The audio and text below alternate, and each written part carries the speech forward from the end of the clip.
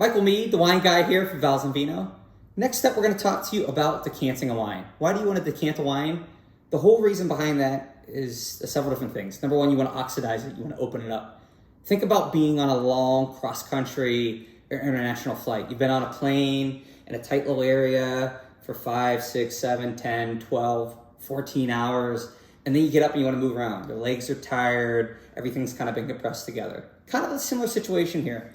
You've had wine trapped in a small little bottle, 5, 10, in this case, 22 years. You want to open it up. You want to let it oxidize. You want to let it breathe. A lot of those flavors, a lot of those aromas, a lot of those tastes have been trapped in. You want to oxidize it, and by oxidizing, it's going to open up those flavors and those tastes, right?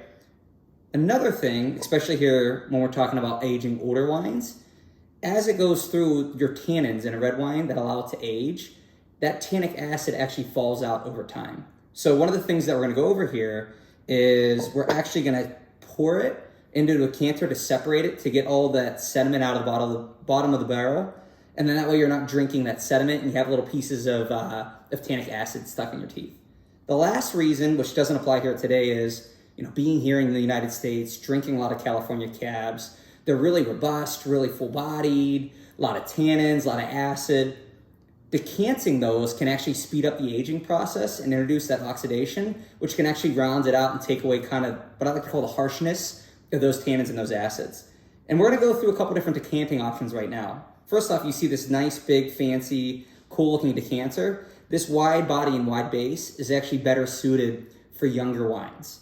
Why do I say for younger wines? Because if we were to put this into a 22 or 30 or 40-year-old bottle and we were to let that sit over a few hours, it could actually over-oxidize the wine, and all those beautiful fruit aromas and all those great flavors that are left could actually disappear in time. So this one right here is actually good if you buy the recent vintage of a big California Napa Valley cab. You're going to want to put it in this and maybe let it sit for a few hours, and it's going to expedite it and almost act like as if it was an aged wine, right?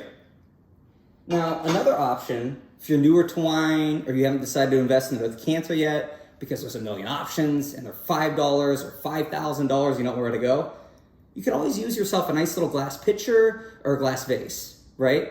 We fall for these beautiful decanters of all these different artsy styles and everything, but all you're really trying to do is remove that wine out of the bottle, introduce oxygen into it, and let it open up. So here, we're not going to use it today, but here's just a nice little glass pitcher that we have. Would work perfectly fine.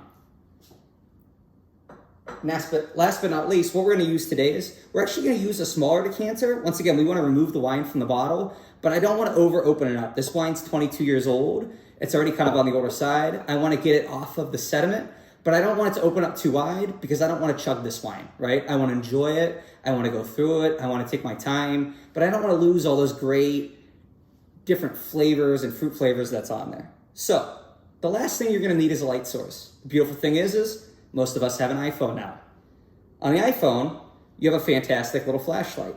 The reason why we do this, and you may have seen at fancy restaurants, they may bring over a candle. No, they're not heating up the wine. The whole idea of that is to actually use it as a flashlight through the bottle to look through and to see when that sediment or those tannic acids that are coming out start pouring into the bottle and start getting to the top. So that way we're not pouring it into the decanter itself, which is kind of defeating the purpose of what we're doing.